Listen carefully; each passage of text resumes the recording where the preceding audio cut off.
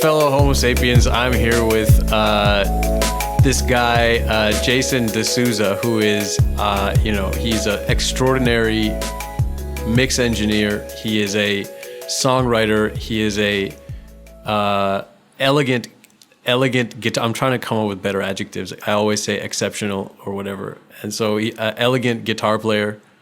But most importantly, he's like one of my best friends ever. This is Mr. Jason D'Souza. Welcome to the program. Hey, man. Thank you for having me. What's up? Hey, it was only a matter of time before we have you on this show. Look at you, Arnab. So, we're here, this is being recorded in early July 2020. We've been in lockdown for several months, maybe too much, but 4 months, something like that. We're getting there. Yep. How are you doing, man? How are you getting through it? I mean, I can't complain.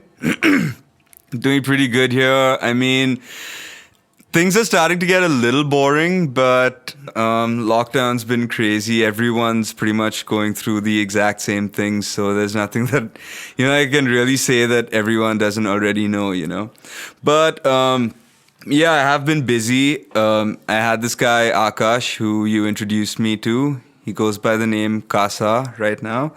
And he just released one of his tracks called Happy for a Day. And it was I think it was my second release actually since lockdown.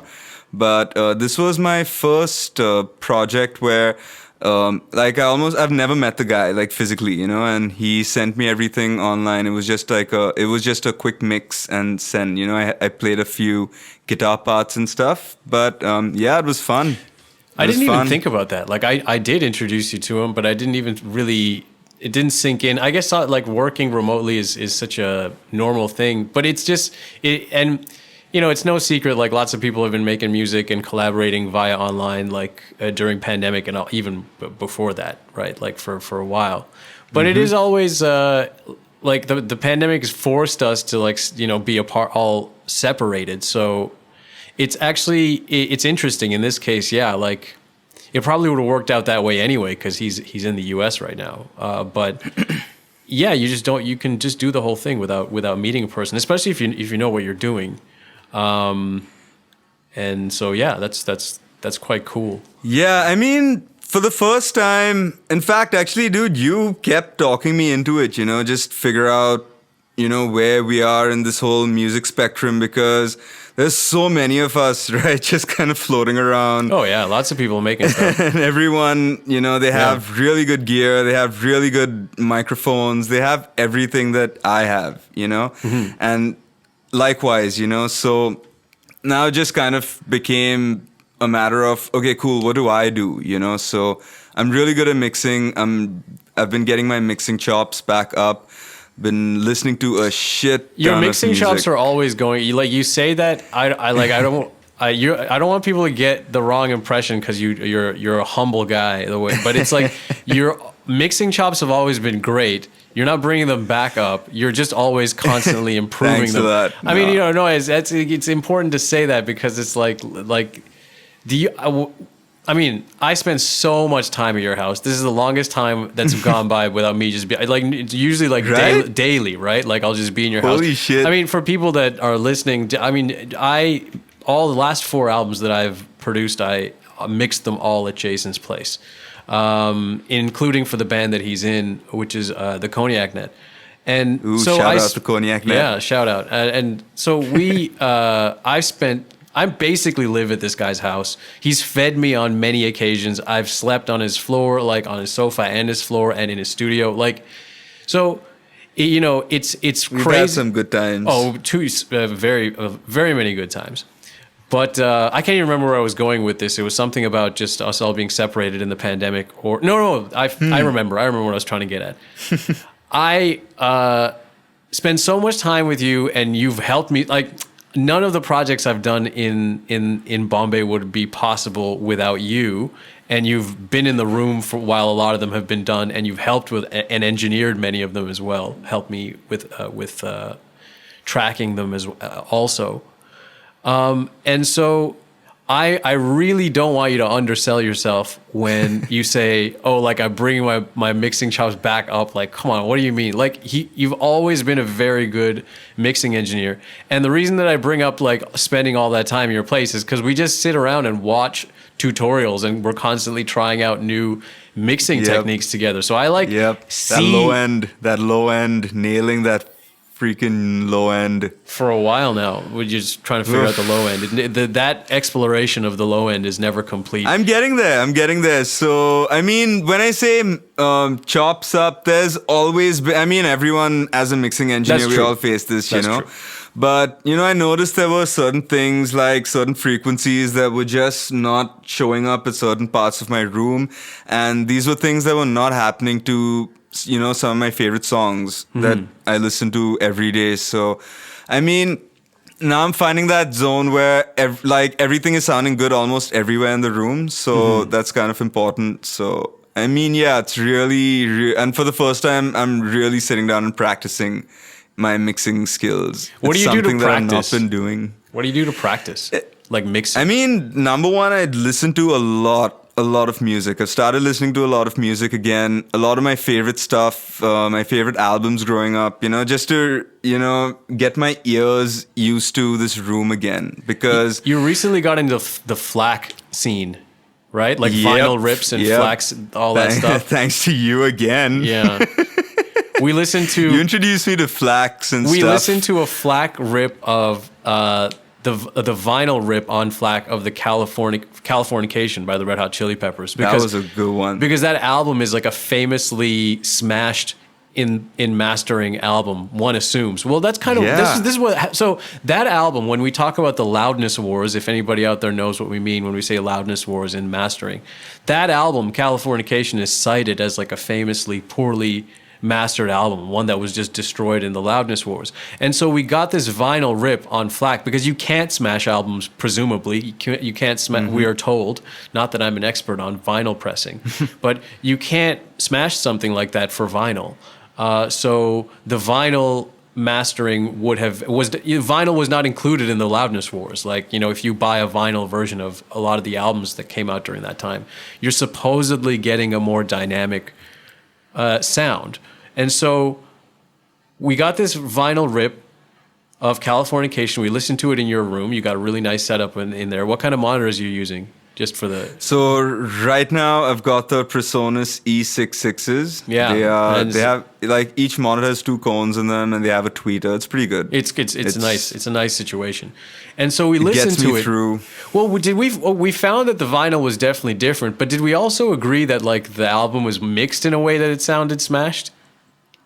In a good way? Mean, like that was the aesthetic? In a good way. Definitely in a good way. But was there more dynamics in what we were listening to? Like in comparison to... Hell yeah. Yeah? There was definitely a lot. Like I felt it in the kick drum. Yeah. You know, you can feel that. It's like that low end, which you just know, it's like a presence, you know, it's almost like, it just gives depth, like for lack of better words, you know, but I could definitely feel that in the vinyl, in the vinyl rip as compared to, let's say, the stuff that I'm so used to listening to, you know, especially, you know, when they really smash it in that album, that's when like the kick drum tends to get, you know, knocked out a lot of the time. So that makes sense. It's going to be the loudest thing in the mix, right? Usually.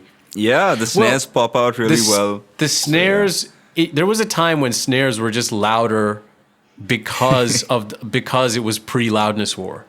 You know what I mean? Yeah, like because actually it was the snare was like the first thing to go when you're like smashing something, right? Like in the like 80s and earlier. The snare drums are louder, not always, not across the board, but the snare drums are quite a bit loud. And my favorite YouTube clip that I used to like find, I forget what it's called, but I used to when I would try to explain to somebody what the loudness war is and what it was even about and how it happened.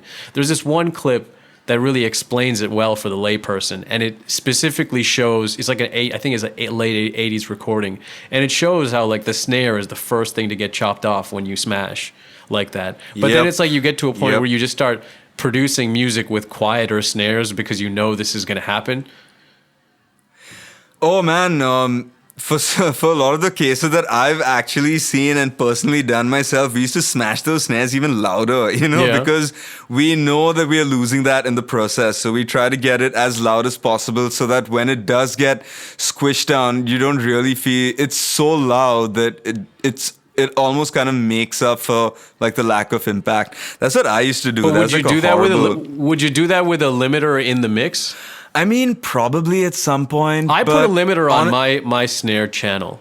Like, yeah, I used to do that. I used to do that. I've done it with all the records except the one that I'm working on right now, because this one I'm using samples and stuff. But all the like round Lake Cognac Night short round. Put a limiter on the snare just because you know how like sometimes with like a real snare drum, there's that like point that where every now and then the drummer hits the snare like actually too hard and it goes beyond this point and it kind of like hits it and rings in like a fatiguing way. So I like it's heavy. Yeah. So I like find it drops the whole song down, especially if you have a master compressor on the like slammed on the master channel. If you have that one snare hit that just suddenly slaps the compressor hard, it can bring the entire song down. Exactly. So I would try and take care of it in the mix process. And put that limiter on the snare just like -3 dB, just over like where the snare kind of cracks and sounds fatiguing. And I found the first time you do that, you just don't even think it's going to work to solve the problem that you're perceiving. And then it does work. And you're like, oh, wow. Like game changer. I figured that out. Like, good for me. Like, I can see how it can. I mean, it is like, if you think about it, it's a brick wall limiter. It's like the most transparent form of, let's say, a quote unquote overdrive that you can think of. Yeah. I mean, what I do, I use saturation for the snare drum. Oh, that's a good way. That's a good way to bring. Like, it kind of breaks everything down a little better. I feel like with the saturation, things tend to be a little more forgiving. So when they do clip, they actually sound kind of cool in their own way. I put saturation on.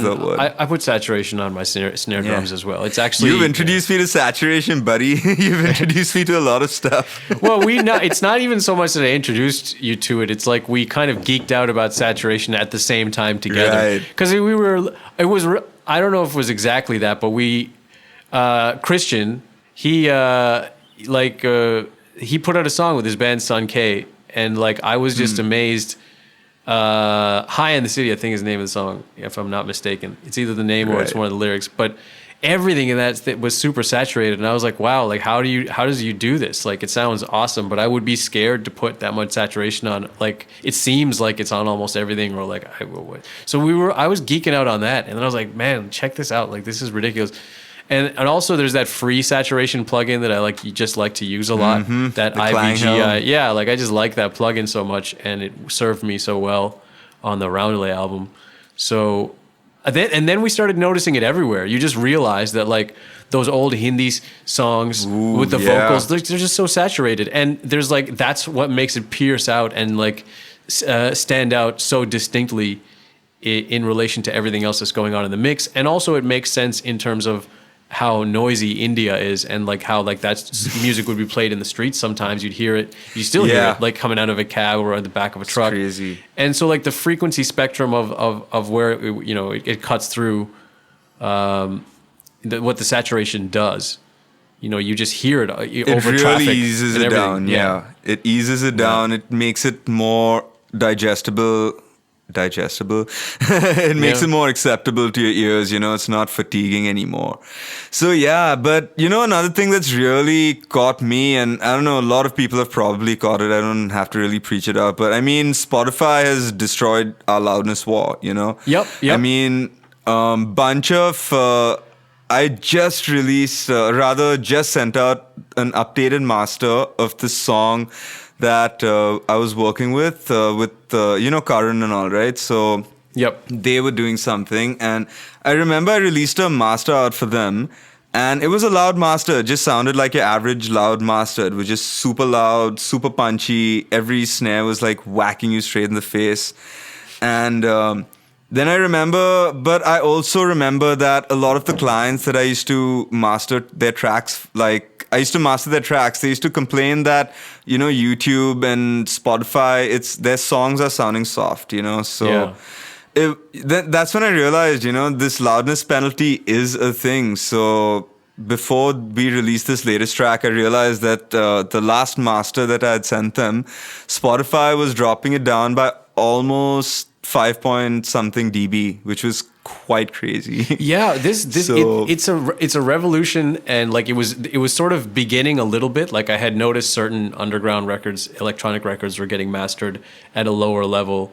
Yeah, while it came out other of like I was nowhere. we went through a period of huge variance where some people were like, no, I want a dynamic master, and other people were like, no, I want to smash this, and now the streaming thing and the loudness penalty thing has changed the game, and like now like. When we did the Cognac Net album, I believe you guys asked in revisions for it to be mastered a little bit louder. And Yeah. now the most recent track that I just put out with Mally, we ended up telling Christian to turn it down. Like, well, not turn it Yeah. down, but like make it less loud. Yeah. And that's great news. Like it's great news that we now have the freedom to master more freedom. Like we always technically had the freedom, but now like we don't have that obligation to master things super loud. That's excellent. Yeah. I think like it's going to take It was strange. I mean, look at me telling Karan and all, like, dude, I'm sending you all like an updated master. I updated the mix as well. I felt like I wanted to tweak some stuff, but I send them this master that is like, it's louder, but not, like, it's not too much louder compared to the mix. And there's like almost 2 dB of headroom Yeah. that I've left, because of the nature of the song. And I sent it to them and they're like, dude, it's nowhere close to as loud as the last one. I'm like, it's going to pay off, Yeah. I ran it through the loudness penalty. They're dropping me down by 1.5, which is pretty good. Yeah. I'm not trying to get them to raise the volume. That's I'm the not thing. looking for zeros either. You want to have a low negative score, like Yep. a negative score that's not high in magnitude, is to be precise, right? So like, Yep. you don't want them turning you up, and you don't want them turning Mm-hmm. you down a lot, like beyond 2 dB. You've gone too far, or something like that. Yeah. I don't know. I just made that last 2 dB thing up, but. That's interesting. I think that's really interesting, and I look forward to more dynamic records. Like look at the difference in the listen to the difference in the drums and stuff. You'll hear all the air Mm-hmm. and the space, and when you smash the tunes in an obligatory way, you lose so much of that detail. Correct. It's crazy. And also what I've noticed how, I mean, now I really get to see the difference on how different records are, like mixed. And as a result, certain records just sound louder even though they're not being dropped as much, which is quite crazy. Like if you listen to a Strokes record, very mid-heavy, you're not hearing too much of, you're not hearing too many subs, not too much of low end. And suddenly they just sound really super loud on Spotify compared to, let's say, a Two Door Cinema Club track, which has a lot of subs, a ton of punch, but the volume drops quite a bit. It's very fascinating. Like this loudness penalty, rather, I mean, it's just suddenly, I literally saw it overnight. It didn't strike me. Like it's been going on for a while, but the moment I caught a glimpse of it, I've started diving really deep into it. It's quite fascinating. It was recent for me too. Like that's a really handy plugin at the end of the day. Like I wanna get a hold of it. I finally discovered that I had to have a metering plugin. Like I couldn't find a free metering plugin that displayed anything in LUFS, like gave you LUFS values. And then I discovered that I had one already. There's this weird, really lo-fi looking basic package of plugins, the M bundle or something, that's free, and it's just really, really basic stock plugins that you can just get as a bundle, and that has a meter that gives LUFS. So, yeah. Okay. Yeah. I just spent like a bunch on Waves, got the LUFS with that. I actually use loudness penalty on my mixes to see how much they'll actually turn my mix up. So then if I have to do a quick master, it's easier to know how much I can raise it by. Yeah, that's interesting. A little shortcut for everyone. I wonder what the difference would be in how you approach something if you look at that beforehand on your mix, like, Yeah, and I mean, what really helps is I am listening now to a lot of music on Spotify, so I'm keeping up with what's really being expected of, like, in terms of audio, levels and stuff. And it's quite interesting. I mean, now I'm starting to understand what I can get away with and what I cannot. If I want something to be low heavy, I know that the volume is just going to instantly drop. When it's something that's going to be slightly less heavy on the low and more punchy towards the mids, Spotify might not drop it down as much, and it'll appear like significantly louder, so a lot of weird stuff. I want to explore into pop music, because these guys are they're playing with subs left, right, and center, and their music is still super loud. That is something I'm very interested in. I'm really always amazed when you hear one of these throwback records that are done really well, but they have like sub information. Like one record that I can think of. I know you're not a huge fan of Amy Winehouse, but her Back in Black or Back to Black album. That was a good album. It's an amazing album. It's an amazing, like that album. The reason why I rate that album so highly is because I feel like it's almost perfect on almost every dimension that you want to evaluate it on. For sure. In terms of just like, first of all, Amy Winehouse as an artist, like on the songwriting dimension, the lyrics dimension, on the singing dimension, the technical dimension, just the all that stuff. It's just amazing. And then the production of that album, it's produced in a really good, like it's just so classy, produced the whole way through. The vintage kind of throwback vibe they were going for, they achieved that really well, but also and it mixed really well, mastered really well. But I'm amazed at the way they got the subs to fit right in there with that vintage sound, because in the vintage you don't have that booming sub, but that's the trick. I'm still I don't know exactly how to do that. Hey, that sub kick plugin that you showed me. Hell, did you try it? I haven't tried it yet. I've tried it. It's great. Yeah. I know what low end you're talking about. A very good plugin that helps me with that is RBass. Yeah, I have that one. It's good. I feel like it's something I can just smack into like a kick drum or even a bass guitar, and I know that it's going to do something to it where it's going to resonate well everywhere, so it's not like false low end. Sometimes we tend to really compensate, or let's say I love subs and I really push those 40 hertz up to 50s, then I can't really do much with that kick drum because it's shooting the entire energy of the song down, It's such a difficult thing. And then there's the sidechain and woof. It's about, it's like with putting subs in rock music, well, in all music anyway, but in rock, it's like non-electronic, non-sub heavy music. It's it has to be there, but it has to be really subtle and it has to be controlled. In the right kind of way. So it's subtle and control. And even with electronic music, a lot of people will have the subs a lot louder. Like on the first few mixes they'll have the subs a lot louder than they should be. And then they get surprised when they hear it on a big system where it's all you can hear is low end and you can't hear anything else. And that is, we're always just still tweaking that, trying to figure out what the best way to get the low end to translate across all systems. It's fun. It's fun finding that zone. I'm getting there. Sometimes it feels like I'm getting there. RBass, that plugin, I use that for the opposite reason. I use it to get some high end. It has this preset on there called Small Speaker Prep, and so it creates harmonics so that let's say you have an 808 type bass or some other type of electronic bass. And so if you put that plugin on it, it creates harmonics such that you would be able to hear it on a laptop speaker or something like that. And so what I do is I sometimes I'll take a synth bass or an 808 especially and duplicate it and then put that RBass plugin on using that setting, and then I'll roll off all the low. I've never checked the presets out before. I should do this. It's an interesting preset. I just came across it when I was just exploring that plugin, and that's a cool way of using it as well. But nice. low end is forever a mystery. What can you do? Oh my God, low end, Jesus!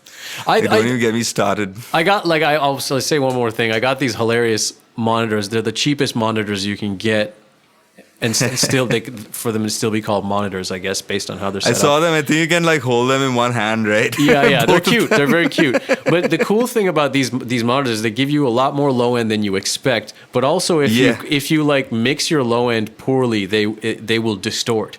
And so what I can do is I can like turn the monitors, like I can put in like a reference track and then turn the output up just until when the normal commercial track starts to distort, and then roll it back, and then just a little bit. And then I can mix my low end in such a way that it just doesn't, like when it just starting to distort, I like roll it back a little bit. And that shows, man. Your beat tape was sounding pretty fat. Good. I thank you. That's you know. Yeah, you should. Yeah, I don't think you flex your beat tape enough, right? It's like I think I tell more artists about you and your beat tape than you tell people about your beat tape. Well, it's guys, meant this to is be... the Jason podcast, and Arnab just released his beat tape.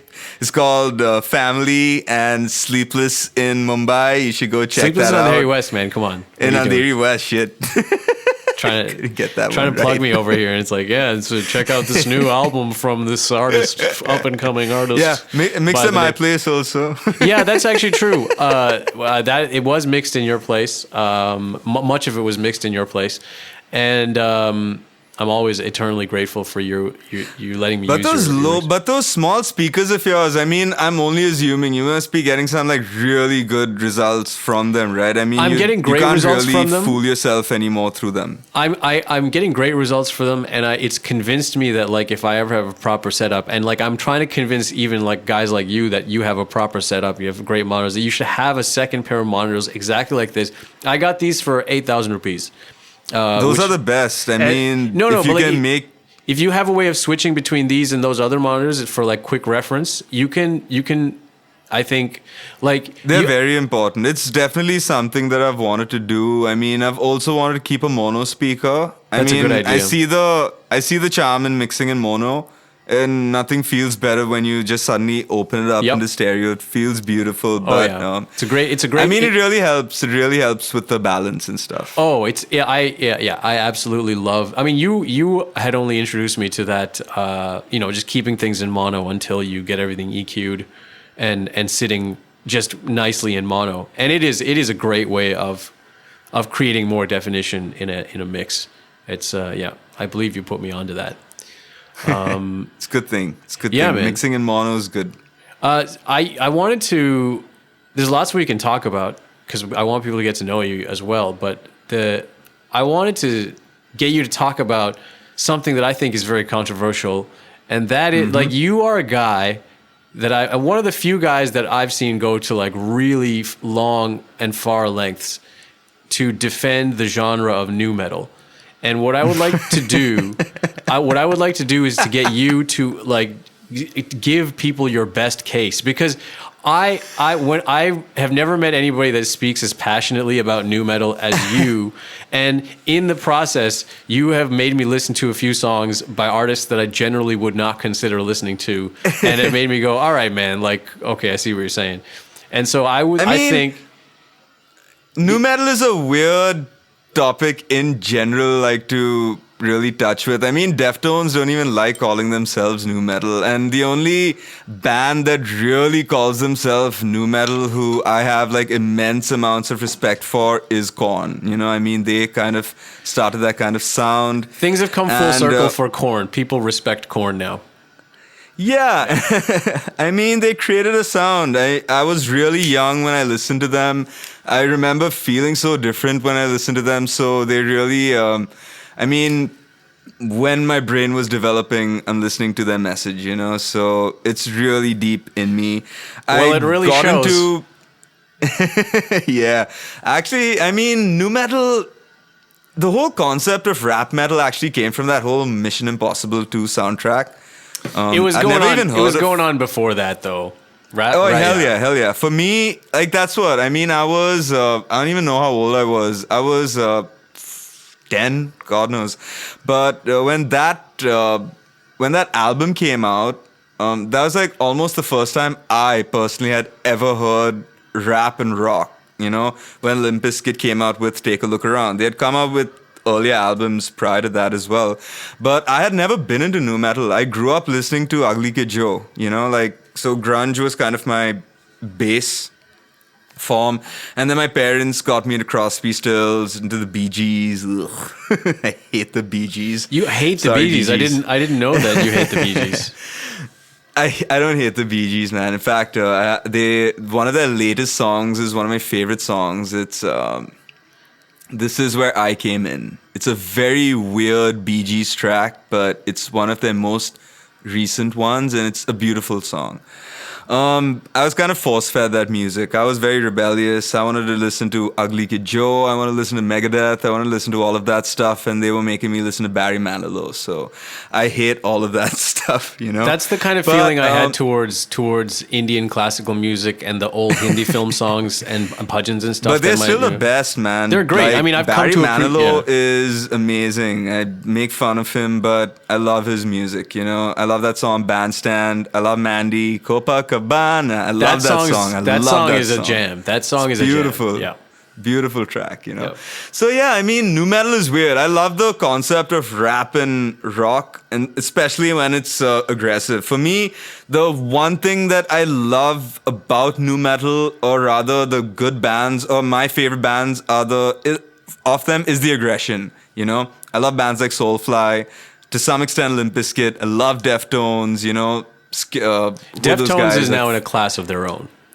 Oh yeah, they can't even they won't call themselves nu metal anymore, but I found, more than nu metal, it's more of like alternative metal that I'm really drawn to. Because nu metal, to that extent, there are some really, really, really, I don't want to say, there are bands that I really wouldn't listen to, and they classify themselves as nu metal. And I know why I don't listen to them. I don't relate to them. I don't relate to that message, I relate to something a little deeper, I guess, Yes. And so yeah, nu metal is strange. Because Korn, they do have a very deep message. When there was they more do depth sing. to Korn. There is a bit of a, that happens with lots of genres, right? Like, so you had a similar thing with grunge, like as the grunge genre like stayed around for a little while, then like the bands that were coming in towards the tail end were like a little bit like, yo, correct. Listen. And then that morphed into that post-grunge thing, which also actually coincided with the banal nu metal stuff. I think there's a little bit of post-grunge and nu metal are very similar. Venn diagram. If you listen to bands like Seether, if you listen to, Seether would really classify himself as post-grunge. I think Stained throw themselves out as post-grunge. Yeah, so that's what I mean. There's a bit of an intersection there happening and so there was this sort of at the worst, like a least charitable, not least, but not a very charitable thing to say about that type of nu metal was that there was this like superficial angst that was there, and it wasn't like. But then, like there are other artists that expressed a lot deeper concepts. And those were the guys who really, I loved Incubus. Make Yourself was such a great nu metal album. The whole sound. That's of true. it was they had lots of heavy stuff in the beginning, didn't they? Their album prior to that, Science, was even more nu metal-y than Make Yourself. Make Yourself, they kind of got a little more melodic and stuff. But, look at Adrenaline by Deftones. That's such a good example of very nice, very raw nu metal. That is, that's where it's all about. Someone screaming into a microphone, that's pure anger, rather than at some point, I don't know where it kind of fell apart, but I couldn't really relate to it at some point. I've always liked aggression. I'm really drawn towards the darker side of music. It's weird. It's crazy. I love Stabbing Westward for that reason. Oh man, Stabbing Westward. Stabbing West. Yeah, that's a hell of a shout out. I discovered Stabbing Westward, rediscovered them recently in a weird way, in that they were recommended to me when I was in like the 7th grade or 6th grade or something by somebody. And I never listened to it, but I just remembered that this person was raving about it. And then like I just like in a similar way that you just kind of mentioned, like all of a sudden that name just came up again. I was thinking about 90s and 90s music and stabbing westward. That name just came back into my mind. Except now we have like Apple Music. So I just like, man, I'm going to listen to this album finally, like all these years later. It was like 2 years ago. I was in Calcutta, I remember. And I was like, wow, this is just so much 90s. Like I don't know if I can handle it. Very, very dark. Yeah. Really, I mean, Jesus, that dude was in pain. You could really tell. But I mean, I also love like the whole rap rock section of it. Let's not forget Rage Against the Machine. Rage Against the Machine are amazing, and Evil Empire is an album that has influenced my music. I think production. you and I listened to the FLAC version of that one. We did. That was the music sick version. The production of that album and the mixing has had a huge influence on how I mix and produce albums. Like the guitar doubling, the thing that I always tell people on that album, the guitar doubling on that album is like super elegant. Like most of the time there's no doubled guitar. And then in just very, like for most of the album, it's just drums, bass, guitar, and vocals. Yeah. And then in these choice moments, the producer adds in that second guitar to double the main riff. Like with heavy music, we're used to just, if we want a heavy riff, we double the guitar and left right. And that album is so heavy, and for the most part, you're not relying on that left right trick, but it just in specific moments when you need everything to just go up one level, they add in the doubled guitar. And so what that means is that the recordings were recorded with a high level of energy to begin with in order to not have to rely on doubling, throughout. Yeah. And then if you wanted that like extra level up, like in terms of, from a post-production point of view, then it's just one double that you just put in at the right moment. And then it brings it up to that next level. And you can hear it throughout that entire album of Evil Empire. And it's something I listened to that album for years growing up, but I never noticed that until I really started, producing music, semi-seriously or seriously or whatever. And that has a profound impact on me, because it's all about what's the most elegant move that you can make how do I make this sound amazing by moving the least amount of things around, or you know what I mean, or like I feel and the songs were so powerful, I mean, when performances you were record something amazing, that's so powerful, you don't really, I mean, things just happen, it just happens. They captured an energy. I think of all the Rage Against the Machine albums, Evil Empire is the one where I think they really just captured an energy and an aesthetic. Because even the first one, the first album, I forget the name of it. The quote unquote Sound City album. Was that sad? It has a different vibe. Yeah, that was done in Sound City. It has a different vibe. Like it's mixed and produced really well. But there's like something in the mix aesthetic. It's like a little bit brighter. And it was done by Andy Wallace. That dude was mixing all the top of the chart rock records at that time. Yeah, it had a little bit of that, like the reverb and the air in the reverb and stuff had a little bit of that feeling. But Evil Empire, it has a little bit of a darker, the way that even the roominess and the reverb of the album is a lot darker and more intimate sounding. And I love that about that record. So that's another thing. Like that's another thing that's really influenced my mixing. Is like normally if it's not like a extraneous reason, like my main aesthetic that I like to do is to mix things in this intimate kind of way. It was Brendan O'Brien, dude. That guy really had a sound to him.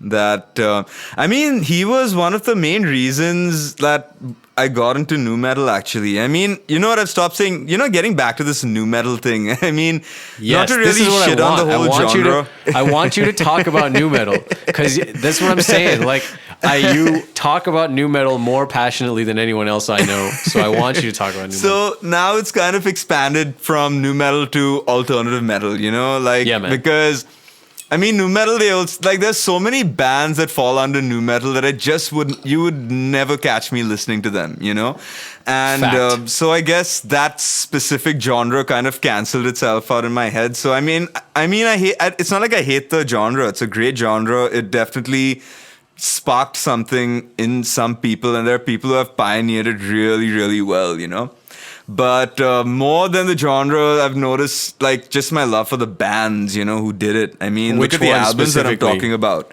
Which albums are we talking dude, about? Slipknot's first album. Okay. Slipknot's first album was one of the sickest nu metal albums to hit my ears, Mm-hmm. And when it came out, it was so different.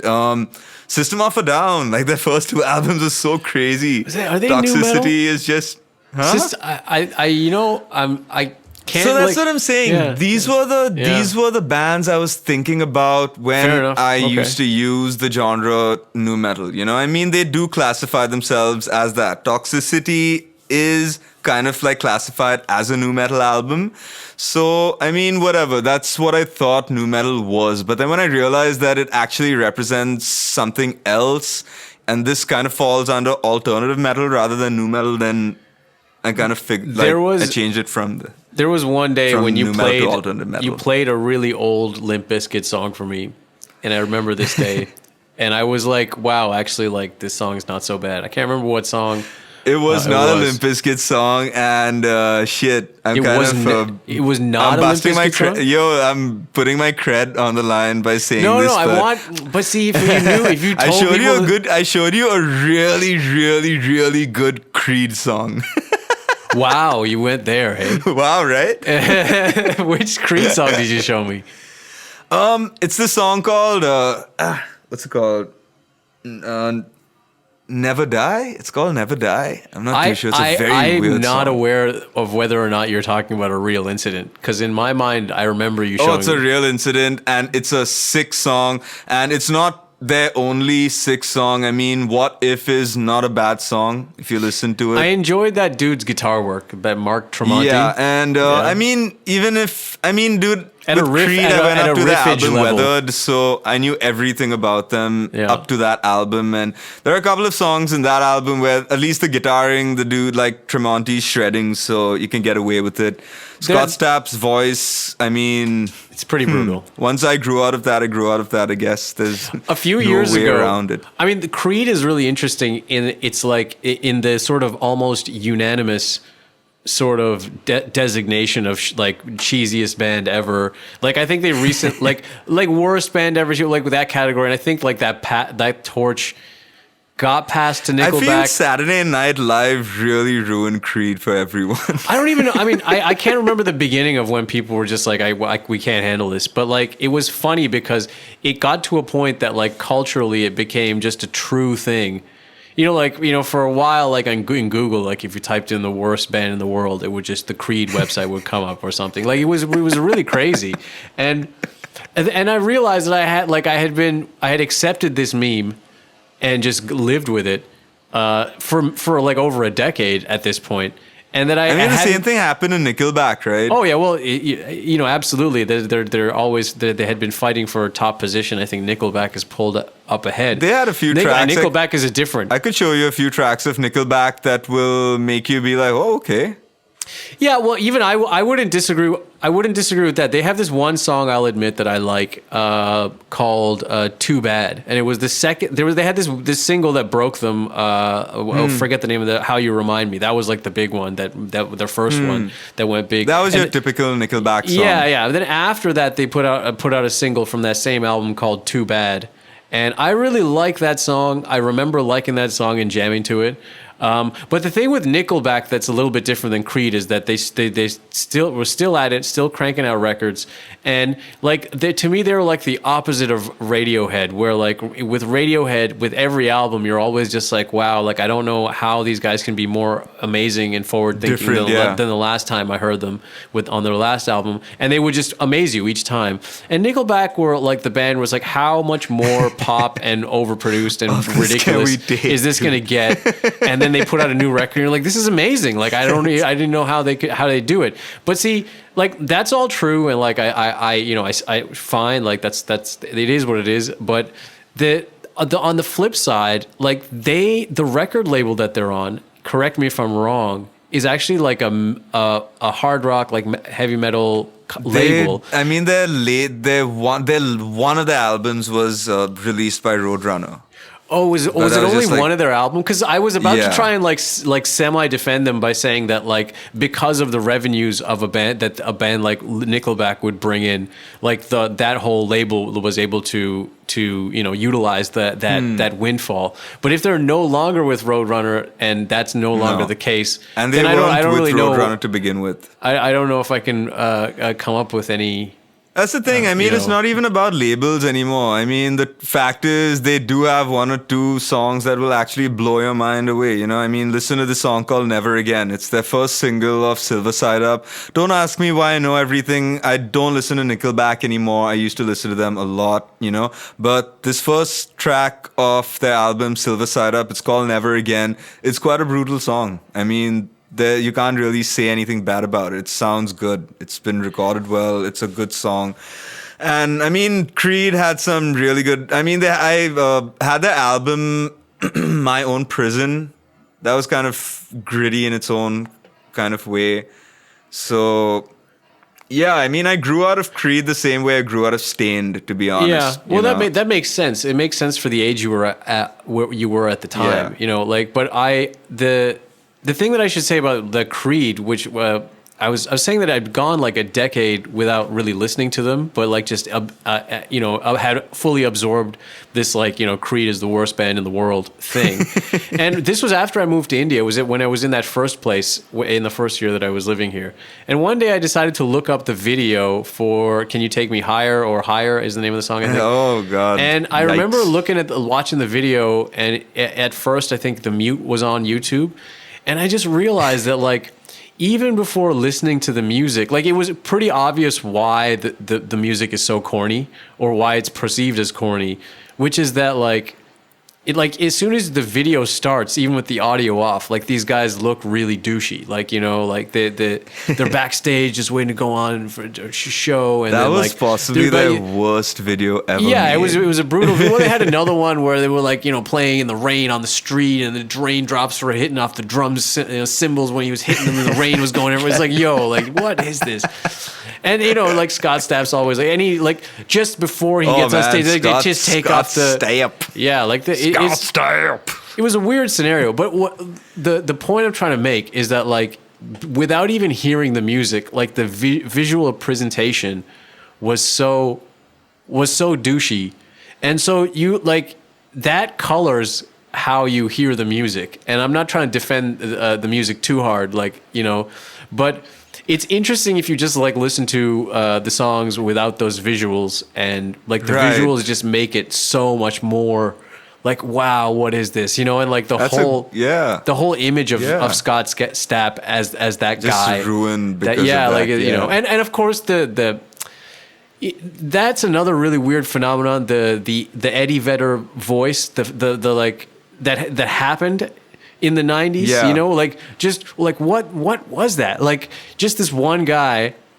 who has this really unique voice that was authentic, and then a bunch of people just discovered that they could do like a cheap. It wasn't just him. I mean, that was a very characteristic thing of grunge, actually. Chris Cornell had it.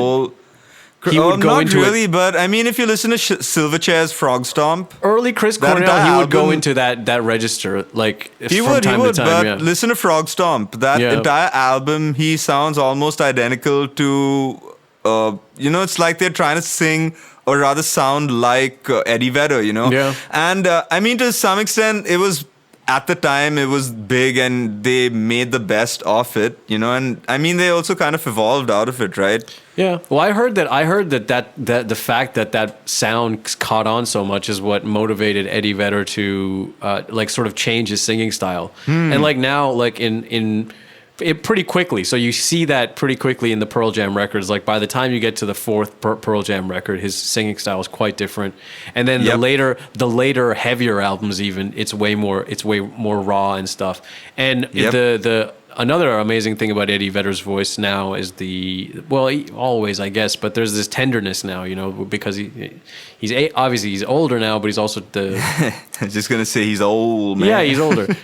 He's taken that. That bombastic sound is kind of he's tamed that down Yeah. for that reason. I think that's pretty interesting. I don't know if that's true, but it's an interesting notion. I mean, yeah, he did evolve, and I mean, I guess did he start that style of singing?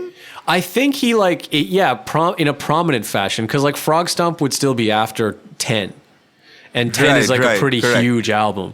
And but see, like that's what I mean. Like Soundgarden came before Pearl Jam, and you would hear some hints of that in certain Chris Cornell-isms. Because like Soundgarden is 80s now. We're talking about. Yeah. And so No, you even hear it with Alice in Chain records. I mean, listen to the accent. You know, Is he had a Alice in different timbre of Chains- voice. is Alice in He had a How different early is timbre, Alice in so he Chains? sounded different, but. They had the same, I mean, the way they pronounced was the way they did their years and the this and the that's. Like, they were all there, you know? No, that larger aesthetic was definitely in place. How early was Alice in Chains? I'm not sure. I've got my laptop. Let me pull it up. The first podcast where I got my laptop with me, my other laptop, ready to look up information. Tell us a story while I figure this out. I just got my studio set up to where I want it to be. And it's pretty hilarious. So I've kept my laptop down right under all my equipment, and it kind of looks like the brain of everything because it's attached to another screen.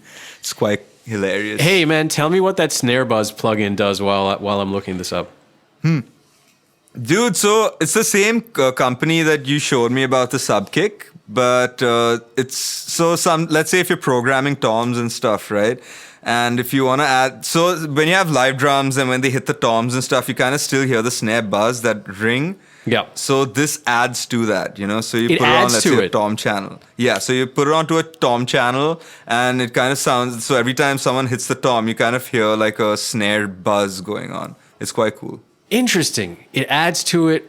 Yeah, it's very interesting. I wouldn't recommend putting it on the snare drum to add a snare bottom because that sounded a little strange, but it really helps the toms. Like if you send it to a kick drum, just kind of, basically when the drum like when you hit something and it makes the snares resonate, that's what that plugin is supposed to emulate. So it creates that resonance. Does it, does it, so it does it artificially, obviously. It does it artificially. I feel like it's an impulse response. They have, you choose your studio rooms and stuff. That's interesting. So that could also be used if, like, let's say you program some electronic drums and you want to like glue them together somehow. You can use that plugin. That's really interesting. Yep. I should check it out. That's very interesting plugin. I've not found a use for it because majority of the projects that I've been dealing with are all live drums anyway. But it's a good plugin to check out. So what have you been up to? Just started a podcast.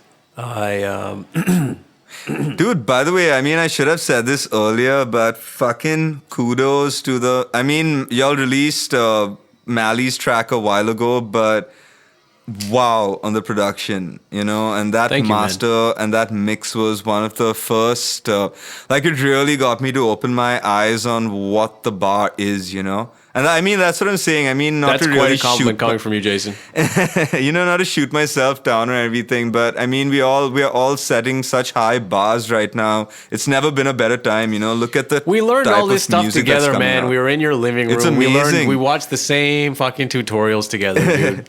It's amazing, and it's just awesome how all of a sudden there's amazing content coming out. Everyone is really putting their heart and soul into stuff, and it's great, man. So finally getting back into the mixing game, which was, I've been pretty lazy these last few years. Anyone who's seen me, even during the tracking sessions, have just been washed out. But kind of getting back into the mixing zone. A lot of things that I have to tweak out. You are a pleasure to have around during tracking, though. Like, you were with me for tracking Cognac Net and Short Round. I'm great to have around if you need someone to just lie down in the corner. First of all, you're great to have around for tuning. Like when the guitars are not reliably getting in tune and the tuners are failing us, you're like tuning in your sleep, which is amazing. And you do fall asleep, which is fine because we're doing multiple takes of the same thing. But you do a hell of a job setting up mics. Like you're a great, you're a great guy to have around for setting up mics. Like and that is a much more to people who don't know about music production. That's much more It's complicated. fun. I love mic setups. yeah. I've been practicing actually on my guitar setup. I think I have finally found the right setup that I have been looking for. Yeah, you know, what when are you you play doing? that first chord, simple 57 paired up with a 103. 57, I think I pointed directly at the cone, or I pointed directly at the grill, which is at the side of the cone. It's still within the cone, but it's not directly at the tweeter. And I think I put the 103 directly over the tweeter, but it's kind of tilted at a 45-degree angle. And I think, dude, the combination of those two, it's giving me that that low end that I've been looking for. You like strum that chord of a guitar and you feel in your gut.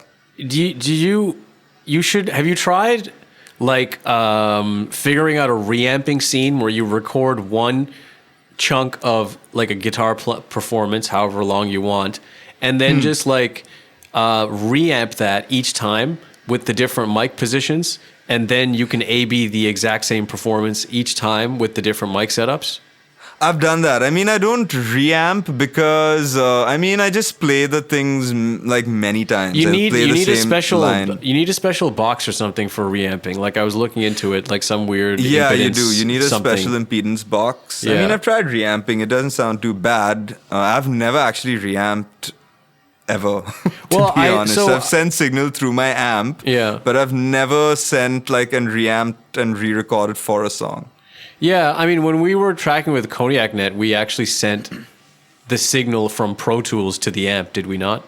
Oh, I think we did. I remember we did something like that. Yeah, we didn't need because a box, I insisted on somebody on you guys to be in the room with me rather than out in the hall where the amp was. That's why we ended up having to do it.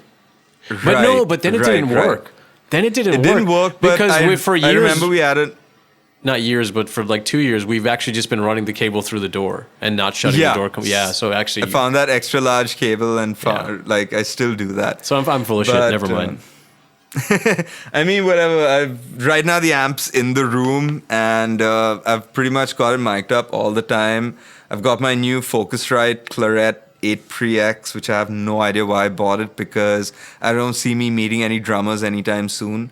Although Jeremy does stay on the third floor. No, when pandemic craziness dies down, you're going to be out tracking drums with that. I mean, that's a great interface. And I mean, that's, Yeah, I mean, I don't know, maybe. I'm really digging this new sense of... so I'm working with Akash on this new song. We're going to be releasing his second song soon. And I've got... This is the first, this is not the first song, in fact, that I've done. We have quite a few releases where I've gotten drums from, let's say, Karun's house and just basically put songs together where I have kind of played producer rather and mixing, mastering engineer, you know? So I don't know, maybe I feel like kind of specializing in that is something I might focus on. It's easy for me to put up put stuff together, especially now with, I mean, technology is so good, dude. Like with less than 2 lakhs, a drummer can get a decent 8-channel setup, you know? With, I've been encouraging so many vocalists to just get a decent vocal mic setup, you know? Because that's kind of the new thing. More than anything. So, I mean, what the lockdown has shown is that if you're a musician, especially if you're like a specific type of musician, like I am a bass player or I am a vocalist, right. Or I mean, it's like no matter what, like you should be able to record yourself in a relatively basic way. You should, and especially at this time of in this day and age, you can get everything It's not it cheap, comes with the territory, you know? Now of being like, if you want to, if I'm a guitarist, then that includes me having the ability to in a basic sense record my guitar and do some basic editing and send that to a producer or somebody else. And even more so, especially in the case of vocalists, if you are a vocalist or if you're a songwriter, you should be able to, you should just invest as soon as you can in a decent mic, they're pretty affordable, decent audio interface, and you should practice recording yourself, even just for fun in the beginning. And a lot of people don't want to, some people don't want to like they want to wait until they can get like a really, really fancy mic, or they don't want to like, it doesn't occur to them to just record music for shits, like as a way of practicing, and just to get into it, Yeah, it's like that is like a primary thing. And now in this day and age, we've seen how easy it is to collaborate without actually having to be there one-on-one, even though it's lots of fun to do that. Yeah. It's so simple. This new song that I'm working on, I mean, I think, first of all, Akash lives in Boston, I think, so I haven't even Boston met the or guy Houston? personally. I don't know. I don't know. Houston or Boston? One of those They both stunts. rhyme. One of those stunts. Yeah, and he sends me stems, we break through everything, and, it was, releasing the first song was a breeze. The second song is equally fun, a little more complicated because we do have drum tracks this time involved, and, I'm really enjoying... Where are the drums recorded? So, it's either going to be Karan's house or Jeremy's house. Nice, cool. I'm like, Karan's got his setup good, but I think I keep telling him to get a better setup, because, I mean, even Aaron, dude, like the guitarist of the Cognac Net, I told him, get a good mic, a bunch of mics, mic your amp up, because people are looking... I'm getting calls, artists are saying, I want this done, I want that done. And sometimes they need guitars, sometimes they need a drummer. And, just for me to call up, like, let's say a Karan and be like, listen, I need you to record this and this and this. And I can, there's money in it, and I'm trying to break in on that. It's actually amazing. It's amazing how much opportunity there is in that right now, and we are pretty spoiled for choice when it comes to great drummers that we know that can record from their home right now. Exactly, and it's never been a better time. Yeah, between Karun, Jeremy, Dheer, there's many more, but just those three guys alone, such a different, diverse set of styles you can get out of those three guys, and we know lots more. And they can get good at doing it, if it's something that they invest in, it's something that they can get good at doing. I mean, Dheer's been killing it, man. Have you seen his Instagram? Like, he posts so many interesting videos, dude, man. Like, so good, man. He committed. Even Jebs is killing it. Oh man, I'm so happy that he finally released some tracks, man. Finally, right? Yeah. Oh man, it made me so happy. I'm sad he ended up going with the name Jebro Dub, and just went with Jebs, which it's fine. It's okay. He's still. It's never too late. It's never too late. Jebro Dub. Switch to Jebro Dub to me. Dub. I can't wait to have him on the podcast. At some point. Yeah, I mean, I don't know. It's kind of strange because you never really hear me, a quote unquote engineer, telling artists, dude, invest in your own systems. Invest in, like, if you're a drummer, invest in being able to get yourself recorded. You never know where that could come in handy. You can do it for film. Did I tell you what happened with the strings for Age of Limbo and this other song? Tell me. No, you did not. So it took so long to arrange these strings and then painstakingly create them using VSTs for individual cello, viola, violin. And then we found this guy in Nashville, who will record your string quartet. He's done some big stuff, and so he'll record your string quartet for you. He does it all himself, and we sent him I put some time into putting a nice brief together with all the scores and notes and stuff, and then we sent it to him from Bombay. We're sitting here in Bombay, and she sends it, and the guy sends back the string quartet recorded in 2 hours. Wow. And then we recently sent him another song, the only other song on the album that has a string arrangement. Right. And it's a string sextet. So six strings, or two cellos. No, it's a quintet. 2 cellos, 2 violas, 1 violin. This guy, same thing. We sent him the score. 2 hours later, he had the strings sent back to us, 1 take for each part. And I was like, wow, this is incredible. And so what I did was this was fun. It was tedious and painstaking, but the result was pleasant and gratifying, which was that. So he recorded like let's say a cello part. So then I like take the cello part, dump it into Ableton, and then load up my fancy cello VST. And it's a really good one. It's by Embertone. And I got the cello, I got the viola, I got the violin, I got the contrabass, all from the same company, Embertone. Really amazing. So you can control the slide speed, whether or not there is a slide. You can control the dynamics, not by how loud you play, but by like a automation. You can control by automation the vibrato speed and the vibrato intensity. And there are other features also that make it like a really, really incredibly realistic plugin. So I have one of those, a plugin like that, each for cello, violin, viola. And so I've got this real cello performance now of the thing that I arranged. And so I keep A-Bing between that and the VST, and I keep adjusting the VST, like all the vibrato and dynamics and articulations, to match as closely as possible to the real live cello. And I did that for the viola and the violin parts. And so now I have this like pretty large, and so it sounds very real. And so now I have this like string ensemble essentially. And so I doubled the size of the string section, right? And it also, so that, putting that together took a long time, but it felt really satisfying when I got to blend in those VSTs subtly underneath with the live stuff. strings. And this was the first time that I got to hear a string arrangement of mine performed with real strings. So I was really crazy. Yeah, it was just like a pretty awesome moment to hear. Yeah, just to hear that. It's something I've wanted to hear since I was in high school. Really talented guy. This guy's name is Luke Mahler, the guy that did the strings on Age of Limbo and this new song that hopefully the world will hear soon. Man, dude, that's what I'm saying. I mean, let's face it, we don't know what's happening. I don't know when the next live show is gonna happen. I don't know when I'm going to be comfortable enough to really... I mean, like, we just got the second... Like, dude, 2 people have tested positive in my building. Shit, dude. So, shit's getting... Yeah, shit's getting really close. So, shit is getting very not for real. me, but for, like, other people as well, Yeah. So, I don't know when I'm meeting anyone anytime soon, So, I mean, it's very strange.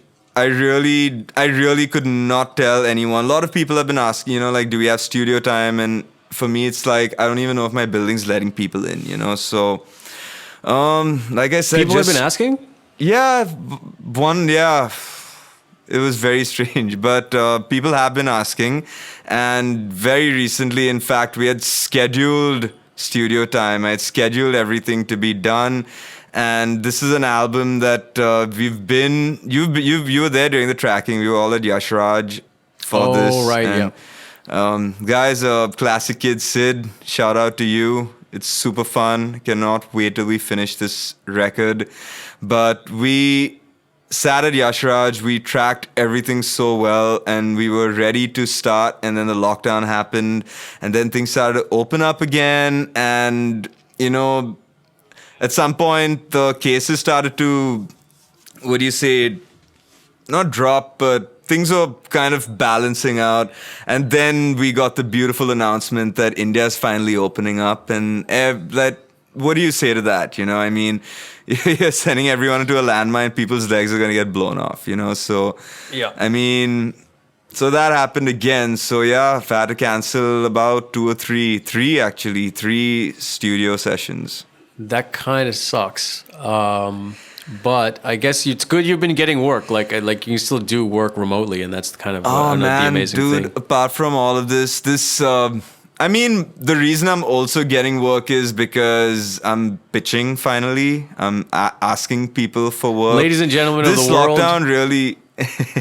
Jason D'Souza is pitching, and I would like to endorse the pitching. No, Yeah. for real. Like, people. I gotta say it again. I said it in the beginning, but it's like, you're a very talented guy, and that's kind of why you weren't the first person that I had on the podcast, and I still feel like it's too early. I wanted to Hey man, we can have as many podcasts as you want. This shit is fun. This shit is fun. It is. I've had a lot of fun doing this, man. It's actually like I get during lockdown. Like a lot of people have been connecting and having video chats and stuff, and I've done a few of those. But because I've had so much to do, and I was kind of based on what was going on in my life, I sort of needed the world to kind of stop for a minute, and then it just actually happened. So I've been in my house just working away, and it's really easy to just not do anything else and just work, like just constantly be doing stuff and finishing off the stuff that you're trying to do. I mean, and that's great. But I don't catch up with people like I'm supposed to. You know what I mean? Because I'm just engrossed in what I'm doing. Yeah. And the podcast is a really good way to actually have conversations. And since it's like a podcast and I need to mix it up, I'm like talking to lots of people. So that's really great. Yeah. And the other thing is that I'm trying to do, and one of the reasons that I went ahead and started the podcast was because I want to become a better listener. And so definitely doing this forces me to shut up and listen and also ask questions. And that, I mean, that's interesting. Like, and kudos for example, to the name. You could not have picked a better name. Yeah, it worked out. I'm happy with the name. Mispronunciation Nation. Perfect. Yeah. No, that's how we do it. I love gibberish. So, you know, and you know me in song titles when I'm producing an album. Oh man, the best. In fact, I think you should be hired to make song titles. Yeah, man, I got some good ones. I think the world would be different. If you look at my Ableton project folder, you'll see some pretty spicy names in there. Yeah. So yeah, I mean, this lockdown, I mean, just like you, honestly, even I did so much of soul searching. I mean, I've not really been keeping up with friends as much as well. And it really kind of made, like, I was kind of not worried or anything, but I was like, why do I not miss people as much as I do? And it's not like I don't love anyone or something, but at some point I feel even I hit like a really bad saturation point. I guess if certain people kind of met me a couple of years ago, I didn't look like I was in good shape. You know, mentally I wasn't even in the best shape. And it took this strange, around the time we were making the Cognac Net album, you were in a rough space. I was in a very rough space. I was not, honestly, I mean, I haven't even spoken to anyone about it, but for the longest time, I was just not feeling the art of being a musician anymore, you know? Even when we were doing the album, like just the whole, okay, cool, yeah, we're doing an album, then what, you know? I kind of got to a very strange position, and I mean, this lockdown I didn't really have anything to do, so I had to sit down and just yap with myself and figure out what's up, you know? And I realized, I guess I hit a saturation point to where, I mean, I wasn't really happy with where I was, and just a lot of things that I just had to really, really tighten up, you know? And now I can truly say that I'm at a way, way, way better space, you know? So I'm back on track. Guys, if you need any tracks mixed, send them over, you know? Yeah, man. Just pitch it. Bring it. Yeah. No, I mean, you're the mixing engineer that I trust. I mean, we've thank you. We've explored so many interesting approaches to mixing together. And it's just been a lot of fun. I've learned so much from just spending so much time with you over the last 5 years. Yeah, man. Likewise. Yeah, it's been. You've really introduced, man. Honestly, when I say practice mixing, you really got me into the whole, not art, but the way of thinking. Rather than trying to find or try to follow another mix, just try to create your own, you know? And that's something I've been trying to do a lot. And I don't really pull out references anymore. I just pull them out for, you know, just kind of to make sure that I'm not blowing the roof with the low end or the high end. Yep. But just figuring out things that I like in mixes, you know? What do I like in mixes? What were the parts of my favorite mixes? Why were certain songs my favorite songs? Because of the way they sounded, you know, and what contributed towards that, you know. And now I'm trying to find my own ways of kind of either recreating it or, you know, producing something that's inspired by it. Like I said, you know, I finally found the miking technique of my choice, and it gives me what I want. It could change again in the future. It's the same thing with the mixing. could change. Yeah. Well, the thing with mixing moments is that like it's similar to music. Like generally, like as a musician, when there's these certain moments where you feel like you hear like a certain guitar riff and it really hit you or really inspired you. Then from a music production standpoint, there are these certain records that you listen to and you're coming up that like a certain way the reverb sounds or a certain way that the like hits you, and it kind of subtly mixes the way it changes the way you mix, and influences who like your identity as a mix engineer. And I'm a big fan of going for aesthetic in the mixing process, like always trying to like if you have things tracked and edited well, and if the arrangement is spot on, then the mixing should be, instead of trying to make sure you can hear things, you should already be able to hear things because the arrangement is such that you can just hear stuff, and then you record it in such a way that you can hear stuff. And so that way, if you offload some of that responsibility in the composition process, in the arrangement process, and the tracking process, then the mix you can focus more on aesthetic instead of I can't hear this thing over this thing. There's obviously going to be some of that anyway. But in an ideal world, if you can nail it at each stage, then mixing becomes more of like an art form, like this weird mix of an art and a science. Most definitely, yeah. And I enjoy that. So many things factor into that. I mean, I recently did this track, and I remember, drum tuning has never been a thing for me. I've never really ever cared about drum tuning. It's a big deal. Part of me still doesn't. It's a big deal. I recorded this song and we wanted a ringy snare for it. I think you were there when we did. We got Mitchell on the drums. Oh yeah, I was there. We wanted something that sounded trashy. We didn't want any gating on. We just wanted it to sound as raw as possible. The problem was I ended up having to put a stupid gate on because the drums were tuned, like half a semitone lower to the song. And every time that snare hit, it was fighting with the key of the song, and it was very So you weren't audible. getting that ping. It was an audible thing. It was audible discomfort that you could hear, like every time that snare kicked I remember in. you telling me about that. It was a very strange thing, and a lot of people till date. I've never really sat down and tuned a drum kit myself, so I'm not an expert, but I haven't tuned one myself. Just going through that just shows you what can happen, like what are the things that actually matter in a track, like some of the favorite tracks. Every drummer I've worked with has known how to tune their drums. They tune it, but it's never been tuned to like an intricate level, like where, the snare's playing at an A, this tom is on G, it's never been to that point. And for us, it literally came to where the snare was fighting with the song, and we had to put that gate. I had to put that gate on. I think a good way to like as a rule to like kind of prepare for that in the future is because if you were recording an album, you wouldn't want to like you could, but I wouldn't necessarily want to like tune the snare drum differently for each song based on what key it was in, like depending. Like again, it's lots of caveats, but like a good way to remember this is specifically if you're looking for a pingy snare. Like if you want a snare with a ping, then take note of the key of the song. Yeah, correct.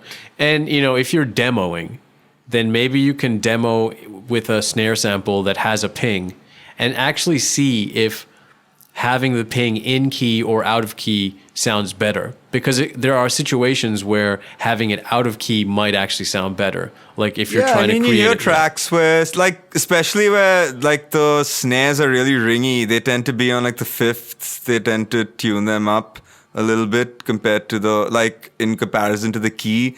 It's quite fascinating and stuff, but I've never really looked at it into things like this. And not to say that I will, not to say that I'll really, really get into it, but it's just one more aspect that I know that now it factors into the song, What's your moon gel knowledge, moon gel dampening knowledge? It's great. We just use it to dampen. Yeah, but do you like do you kind of when you're tracking a drummer, do you kind of insist Again, it depends on on the track, right? I mean, some songs I've tracked where we've just checked, we've felt that, okay, you know what, we don't want too much ring in this, so let's try to get it as tight as possible.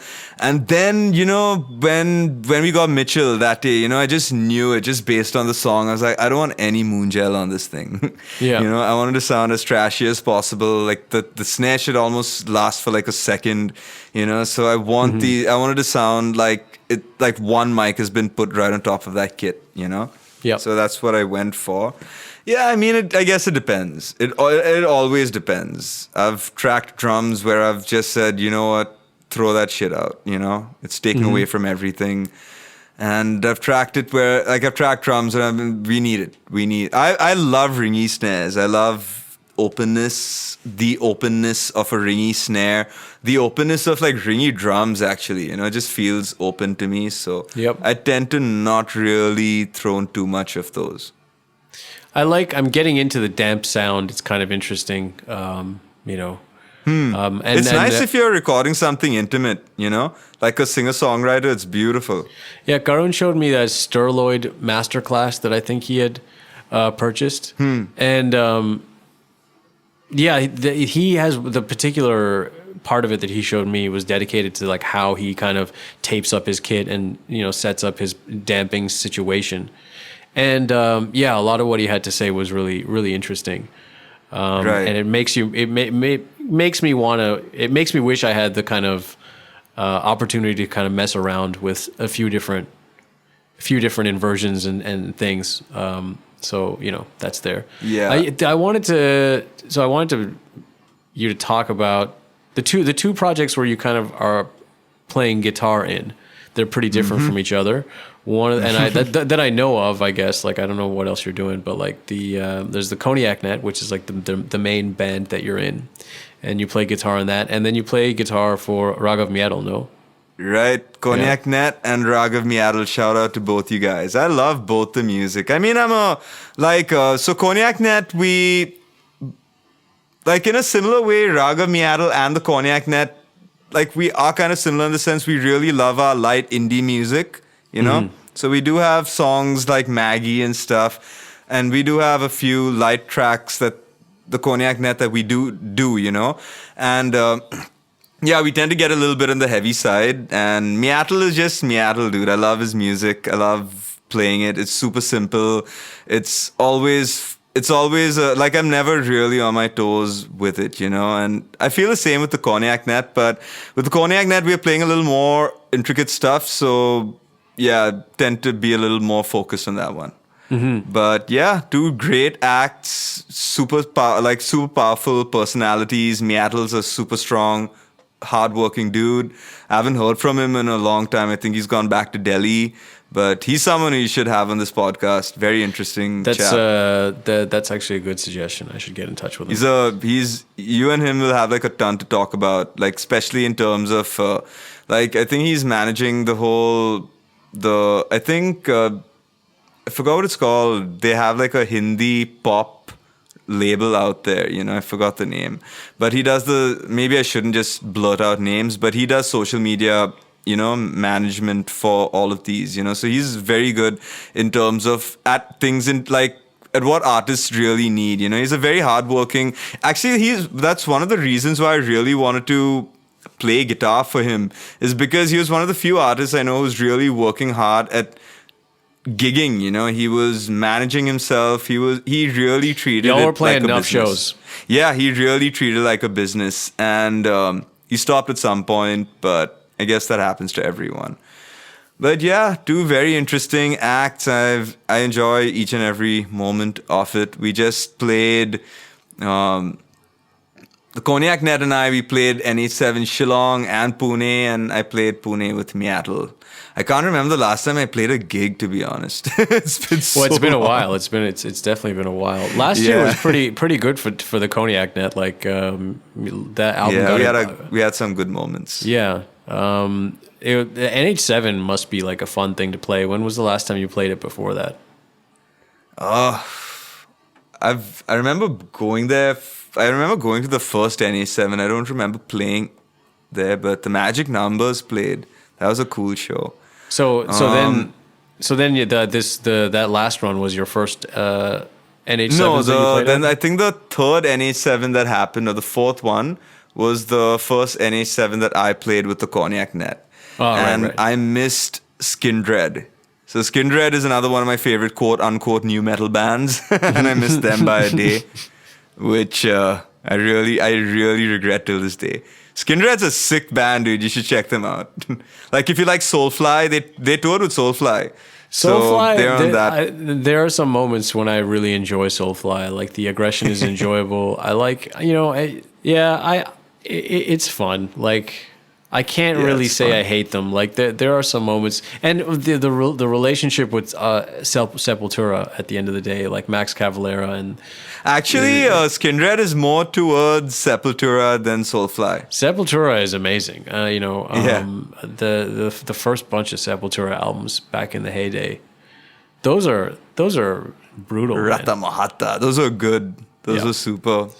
Yeah. Man, at that time, I remember I had a guitar teacher I was staying in Bandra. His name was Brian. Like, at that time, he was like one of the coolest dudes on the street, you know. He had a band at, like, I was like, what, 5, 6?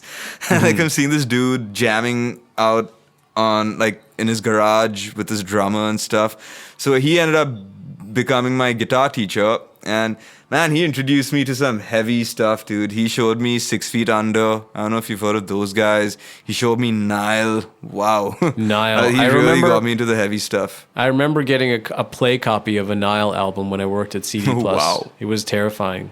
Yeah. Terrifying is the word. That's not... Yeah. I mean, you and I have listened to some really strange music in our now day. the music I listen to now is definitely more terrifying. Definitely. Like, I mean, I listen to the funny. It's funny. Like, the music that I produce is like, it's not anywhere near as dark as the music I listen to. Like, now, if I'm producing an artist, like, it doesn't make sense for me to just make the Cognac sound like, you know, a noise rock, the thing. But even with my own solo music, like, I can't get it to sound as dark as I want. You know, it's like I've been, I think I have to. I was already headed in that direction, but then, like, I think Himanshu just pushed me over the edge. What did he do? Well, he just introduced me to even more dark, weird music. So I was like, oh wow, yeah, so, shit. Yeah. I can't not write dark music. I try to, like, not write dark music, but it takes a strange turn all the time. And it's not, like, necessarily dark, like, oh my God, I hate my life, or, you know, it's just like things that seem dark to me, you know, like situations, and I can't really pinpoint anything. But yeah, I've got a very strange, dark mind, which is very funny because both the bands that I play for are not really... Cognac Net, we do get a little heavy, but we've never really been dark, you know? David is firmly in that sci-fi space. We are in that sci-fi. Yeah. We do get a little dark. And I mean, even Meattle, he's got some tracks that, you know, even if it just means sitting and missing, you know, what do you say, the way things were, or, you know, he wrote a song about, it wasn't City Life, it wasn't his recent one, I forgot what it's called, Back to the Known, I think. I think that one was about, you know, just moving to, like, such a saturated place like Bombay and just missing all of it. There's, like, a haunting tone to it, you know? And I like that kind of darkness. So, like, when I write in terms of darkness, it tends to go there. It never goes to the brutal dark, you know? I never want to kill anyone. You know what I'm talking about when I say dark. Yeah. I'm talking, of course, about slowed down and detuned Christmas songs. Dude, I still can't get over that day. That had to be the freakiest shit I've heard in my life. And the fact that people out there create that type of music is mind-blowing. It's crazy. I was amazed by it. I'm amazed by it, and also, yeah, like, I've listened to it a bunch of times now. It came on this, like, SoundCloud channel called Blowing Up the Workshop that just has these really, really, really strange DJ sets that are really amazing. and it just goes Right. through. It was just going through, and I started on some DJ set, and then I fell asleep with my girlfriend at the time, and then we woke up in the middle of the night while this Christmas one was on, Yeah. right in the middle of the night, and all you hear is these like really detuned and Yeah. slowed down like versions of like Yeah. Silent Night and like Old Lang Syne and all these. It's like, what the hell How is would you going do on? that to yourself? It felt like we were in a horror film, and it was around the festive season at that time, and so yeah, it was really strange, and I'm just amazed that when people have like a commitment to like a certain idea and they do it.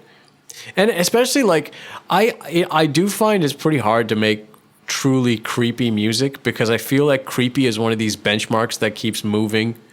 Right. Like it's a goalpost that keeps shifting. You know, like what was like that's why old horror movies are cheesy, right? Like, and I sonically, it's similar. You know, I feel like Right. creating something dark and menacing from a sonic point of view, it's like, you know, to stand the test of time, it's pretty. Yeah. But one thing I have found is that you know, you got to reject tonality in music theory. And so, like, if you know a lot of music theory, then you have to like unknow it in order to sometimes to make this type of music. You know, if you come at it, most definitely. Yeah, Yeah. I Especially when find- you're making that type of stuff. I mean, trust me, I know all these playlists. You have showed me some intense ones, dude. You have to have some level of, you know what? It's not a matter of music anymore. It's a matter of mood and it's a matter of feel. Now I'm trying to Well, touch it's into aesthetics, your right? Like, you know, Yeah. there's that. But I'm particularly amazed by something that can just make you feel like that creeped out. And I used even to just do it to myself. I was sitting on dude, I've been I've been running Fruity Loops and Cool Edit Pro since I was like 9 years old, you know? Wow. So like, and I remember like like Fruity Loops was, I think it had just turned to FL Studio at this time, and that was like the main thing that I was using at that point. And I used to I find didn't these know you started on FL Studio, man. Yeah, I started on FL Studio. That's saying I started something right mixing on Cool Edit Pro, which was there. I started on a software called N-Track. wow. Like And Cool Edit Pro was later on turned to Adobe Audition, or was it the other way around? Or was it Adobe Audition and then Cool Edit No, Pro? I think it's currently Adobe Audition. Right. Yeah. So yeah, I mean, you gotta not have a music sense if you're making music that's hitting the mood. Wait, was that where we were? Yeah, it doesn't matter. Yeah. But you definitely know about my crazy playlists. I'm trying to think if there's anything else we should let people know. Is there? Not really. I mean, like I said, there's this whole thing is just so strange and it's been so eye-opening. Right now, I mean, what I'm trying to not really encourage, but trying to get people to really get into is invest in your own setups. You know, I mean, you can afford it.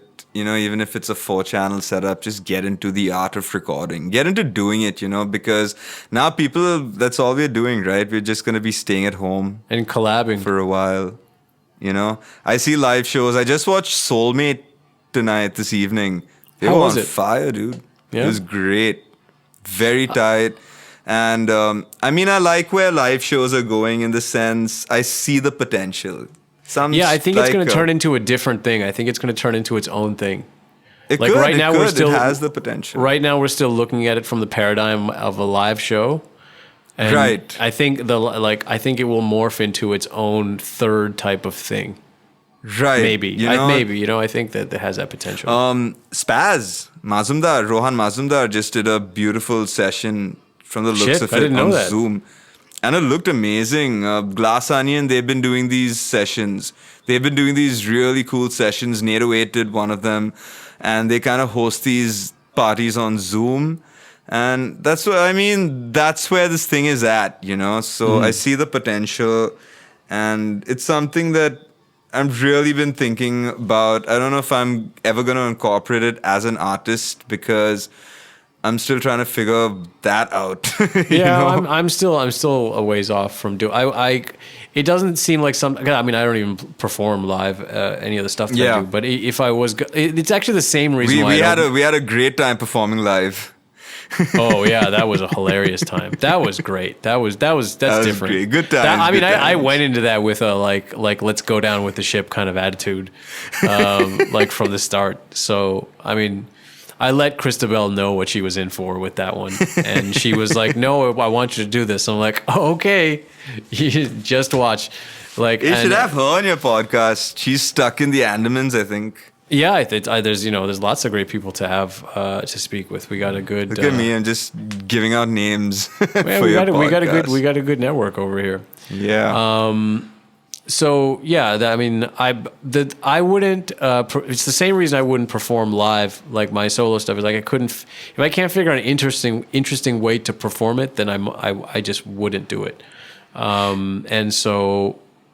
Or I would hope I would resist doing it. And I haven't really figured out a way that's interesting to me.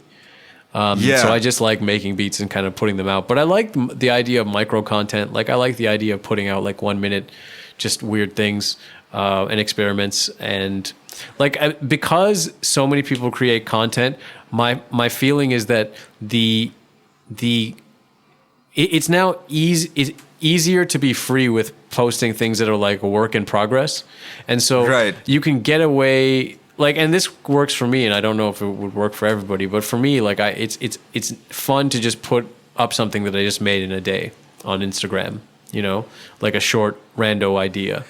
And it's great. I mean, like, and people see that you're doing something. They know that you have something going on and stuff. Well, it's good from that point of view, but it's also just good for myself because it's nice to do small, low stakes, creative things, like because it helps with the longer term creative things you have going, like the longer term projects that require lots of time and attention. These little like mini bursts of creativity help with those big things because you learn and pick up random tricks, like the tinkering is really important to like creativity. And so you have to like put yourself in a situation where you get to tinker on a somewhat regular basis. And so that doing like types of micro content and then just putting it out into the world is a nice zen way of doing that. And the putting it out part can help get some attention. It helps you just get something going, this is what I do. I put beats out even if they're 5 seconds, Yeah. And so the good thing is, I mean, especially with these platforms, I mean, just think about it, dude. We have so much of control of it all of a sudden. I mean, so here's the thing. Shimi and I actually, we yap a lot during the day, because we're trying to build a plan for her as well on... she wants to bake cookies and stuff. Right now, tough shit with that because we have a bunch of positives in our building. But delicious cookies, by the way. And Shimi is an incredible chef. And also, you are an incredible chef. Thank you. But where was I? What were we saying? What were we talking about? Shimi cookies building. No, so yeah, back to the business. So we just realized, I mean... So I'm really I'm starting to develop a distinction between the internet and social media. I'm trying to, this is not trying. I don't really check social media as much anymore because, the news that's going on. It's a good idea. I can't keep up with it. It's a good idea. I can't keep up with it. It's overwhelming and it's designed to hijack your mind. Yeah, exactly, so...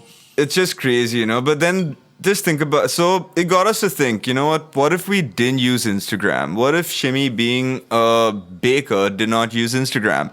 How would she sell cookies? Because, people sold stuff way before the internet, way before social media, way before... And they made the best business... They made good business back then as well, And, I mean, not to take away from social media. It's one of the best tools that has ever been created, by humanity till date. But that saturation point of, is it it's the beginning and the end, the alpha and the omega, So we realized, we can sell a lot more cookies or product by personal, messaging, sending a WhatsApp, We got so many orders by just doing something similar to that, you know. WhatsApp is And huge over here in a way that it isn't in a lot of places, and it might catch on in the West. it's not just, I mean, WhatsApp, just messaging, you know, just telling someone, hey guys, I'm going on live, hey this, hey that, you know. Right now, everyone's putting it on Instagram, everyone's putting it on Facebook, everyone's putting it. Those are the two actually that I really classify, and kind of hoping that they get mixed in between the jumble, you know, like because everything is available on that, you know, and like it's just like what is the thing that's gonna distinguish you from the other people? And it's not like other people are not doing it, you know, but we realize that personally, as like me being Shimmy and I, we realize that we have been relying on social media solely for its purpose oh my god, my pronunciation, solely for the purpose of selling us, you know. We were hoping that Instagram and Facebook would do all these things kind of like an automated thing, but that's not like the way it works, you know. Yeah, right now I've noticed I use social media for the social part. Like it's a great way for me to stay in touch with people. I've got so many mixing projects by literally picking up a phone and messaging people, you know.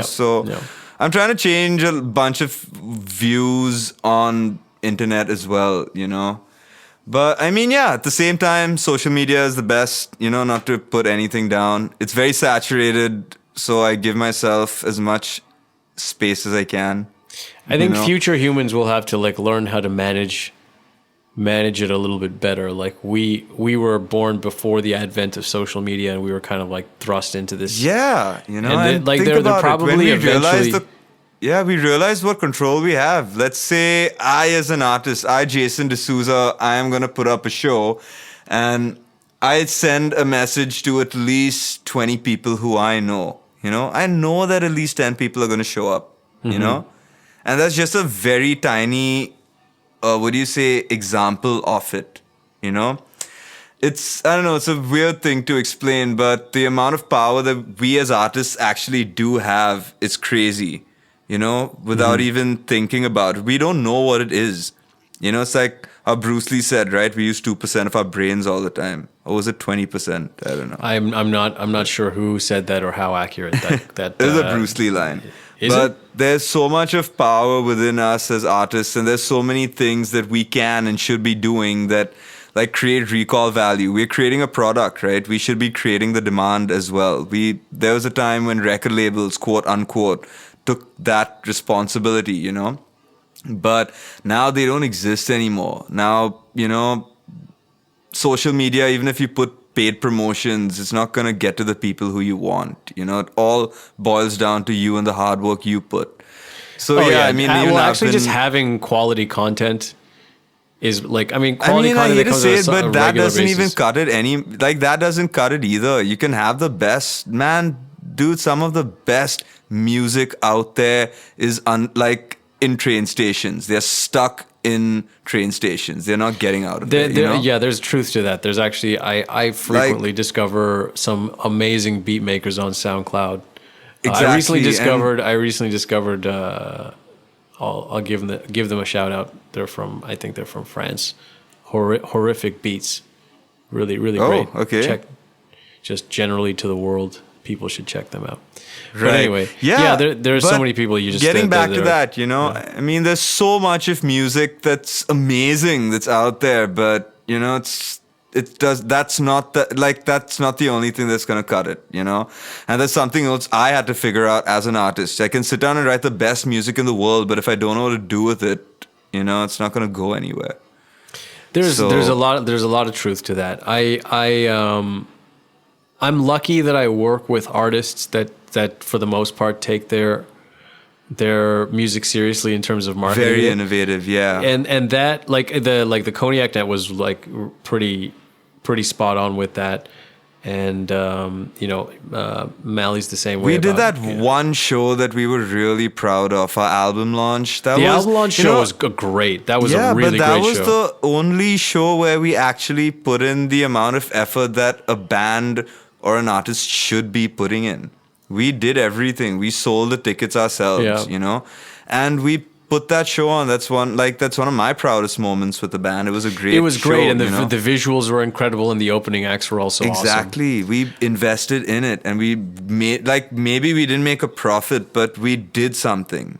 You know, it's cool to have that for an album release. Like, I think it's worthwhile investing in these kind of things. Like, that was a pretty huge event. Like, so many people were there. The Cognac Net has a reputation in Bombay, so people show up for something like an album release. I want to do more of those. I mean, me and the guys, we do speak. I mean, it's not as easy as just doing it. It's not the most. Oh, it's a huge thing to put together. Yeah, it's a huge thing to put together, and I totally 100% understand it. You know, but at the same time, these are things that I feel like need to be done. You like, if you don't invest in your audience, they're not going to invest in you. You know, and it's as simple as that. You know. People who invest in you, people who buy your tickets, they are investing in you. They're putting their money towards you, you know.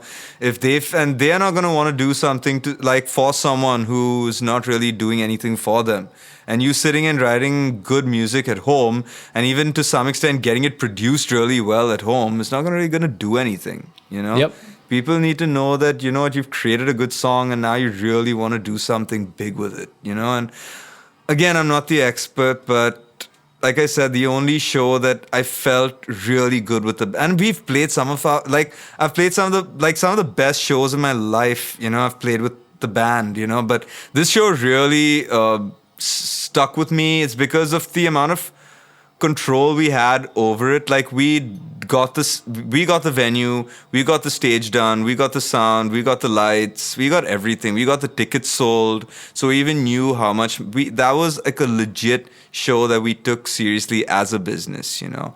And I want to do more of that. I am speaking with the guys. Let's see, in the sense, when I say speaking, I haven't spoken to them in 5 months, but when we do chat, this thing does often show up. We should be doing more shows like that, you know? Well, we got lots of time to prepare. You know, the lockdown is going to continue, or the pandemic is going to keep us out of venues for a while.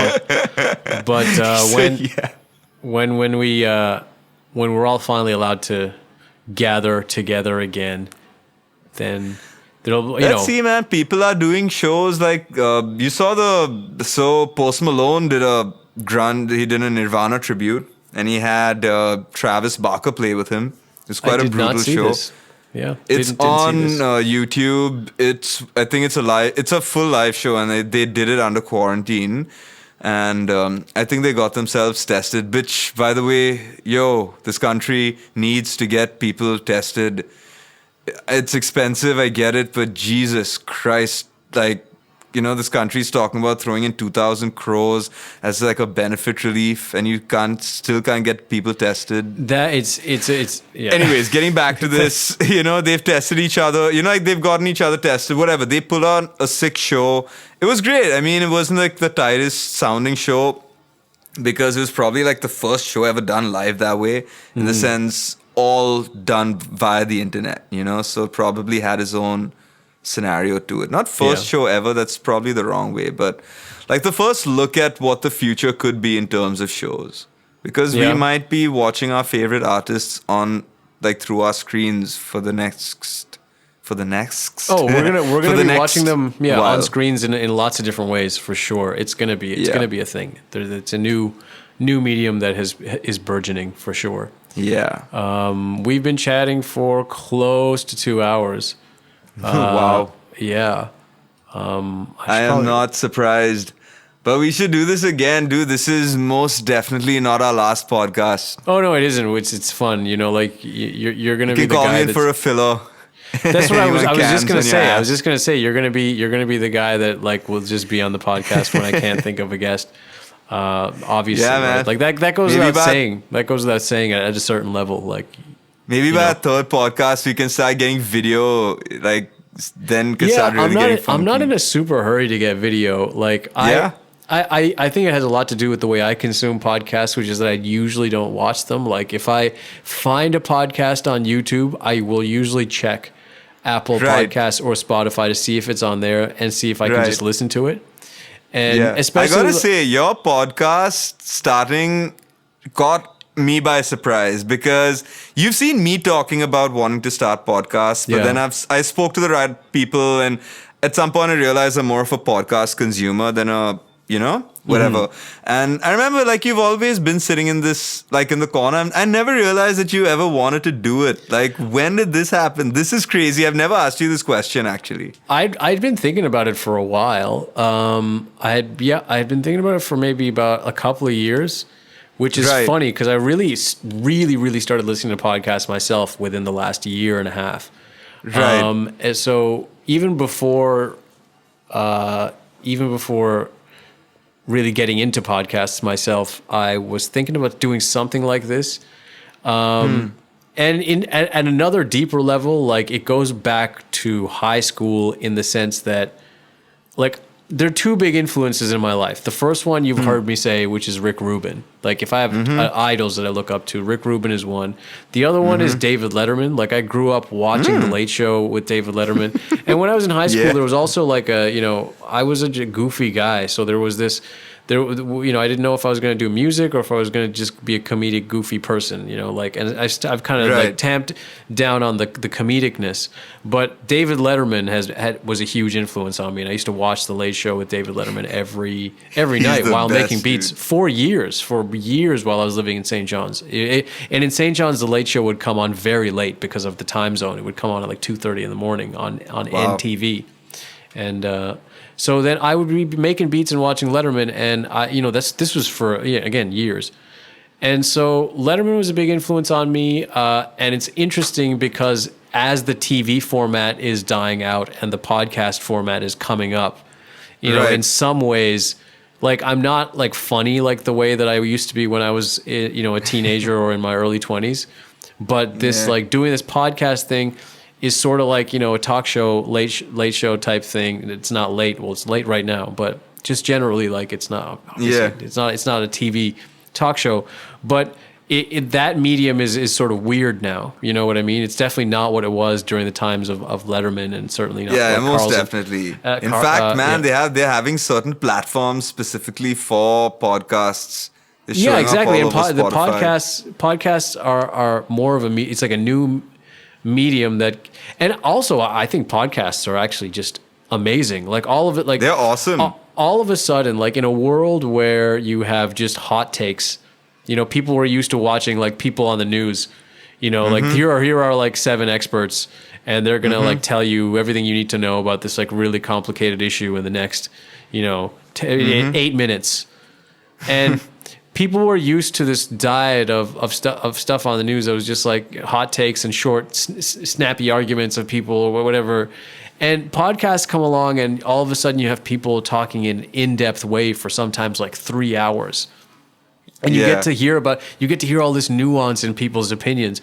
And I think in a big kind of way, in an era when people at a surface level, like if you log into social media, you see people have no nuance whatsoever in what they're saying and doing, and that's what we're exposed to, like in our face all the time, like just constant lack of nuance, weird culture war bullshit. Right. And podcasts are like a total breath of fresh air because so many people are fed up with that. Like so few people are happy with the like lack of nuance, even though we're surrounded by it.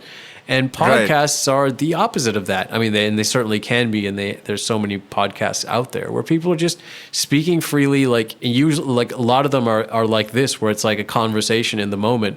So like, I found in like this is the 7th episode, 8th episode I've recorded, and I've edited all these podcasts now. When I'm going through, I like see all the stupid things that I'm saying, like as I'm going through it, and it's like.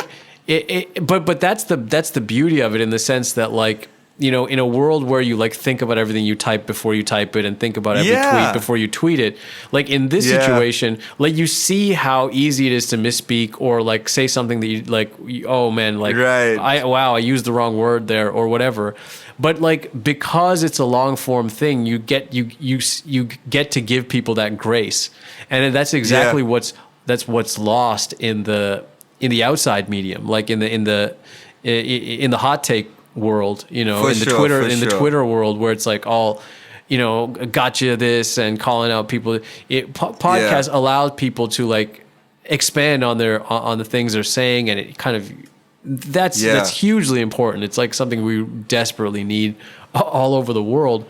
And so that's really interesting. But also the idea for the show, like wanting to do a show, I end up having so many interesting conversations with so many different people. Like I'm really lucky that way. Like I've gotten to live in like, you know, numerous, like 3 different continents, you know, a few different cities I get to have in my life. Like there's at least 4 cities, soon to be, it seems like 5 cities in my life that I can say are like cities that I have a strong presence in.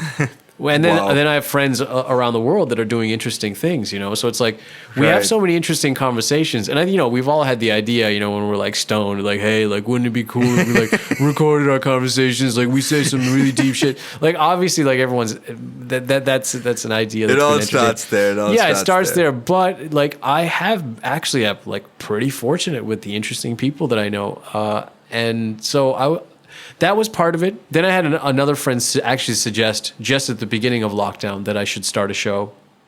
And so I just thought like, man, it's lockdown. Might as well do it. And might as well. And I'm glad, dude, you keep me in touch with my friends. It's like a daily dose. It's amazing. Well, it's far from daily, unfortunately. Not daily, but you know. Yeah, when I do listen, I miss you. I find that I miss you guys far less. Well, that's interesting. Y'all way keep to me say up to date. Yeah.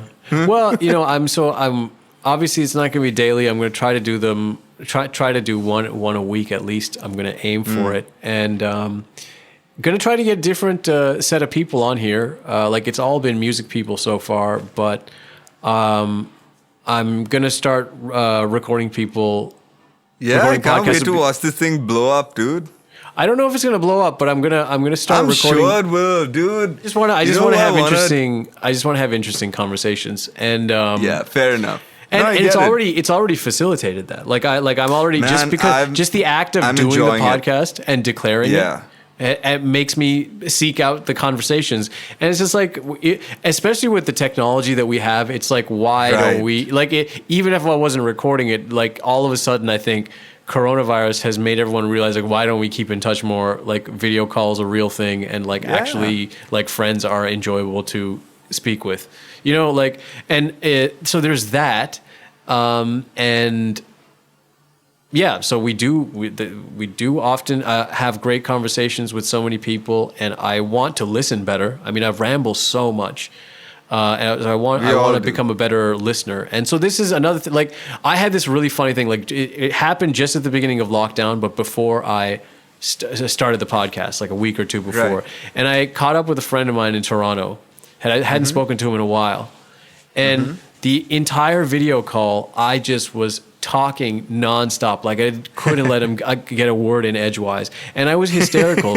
I was mostly just like hysterical about the political situation here. And I was trying to like explain to him like, oh my God, you won't believe it. This is happening. And I just couldn't, I couldn't shut up. And like, it was weird. Cause like while I was doing it, I was realizing that I was just talking too much, but I couldn't stop. And it was very strange. And then we got to the end, like he had to like go, like it was like he was on a lunch break. He was working from home, but he works at a job. And I was like, man, shit, James, I didn't get to find out like anything about what is going on with you. Shit. And so that was a really surreal experience, because when I am enjoying speaking with somebody, I will often interrupt them because I'm like enjoying being in the flow of the conversation. But like I want to try to not do that as much. And I want to, like, sometimes it's okay to interrupt when it's a lively conversation, but I definitely want to like listen attentively to people and really understand where they're coming from. And like having a podcast, it's funny because like we do just have like a regular conversation, but because it's a podcast that I'm planning to release, I still have to like have some questions to ask you if we're not just shooting the shit.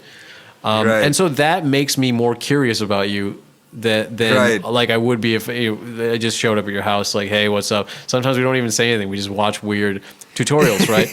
And then other times we obviously have lots of chats and it's fine. Yeah. But so that's another interesting thing about it, is it like puts me in a situation where I'm forced to listen. And then when I'm editing myself later, when I'm editing the podcast, there's so many times when I hear myself stupidly interrupt people. And so Right. it's like it's an interesting editing your own podcast because you see Correct. you see that and you're like, okay, like I need to like see if I can do this less, Right. and be more conscious of it. Yeah. That's been another really interesting aspect of it. Podcasts are very interesting. I mean, I like the whole concept of capturing a conversation, a memory. It's great. It's something Yeah, that that's we can also listen that's to also in a the really good future. aspect of it. Yeah, the conversations like that is fundamentally like it's one of the fundamental things we do as humans. It's is part of communicate us. and It's part of verbalize being and- human. We miss Yeah. it. We crave it. It's Yep. nice to listen to it. Okay, my phone's gonna die. I gotta let you go. Let's do another one of All these. right, man. Cannot wait to do this again, dude. I'm so glad this thing is finally kicking off. I'm so glad that I'm finally part of this. Soon. Send my love to Shimmy. Good night. Hello. Good night. Good night.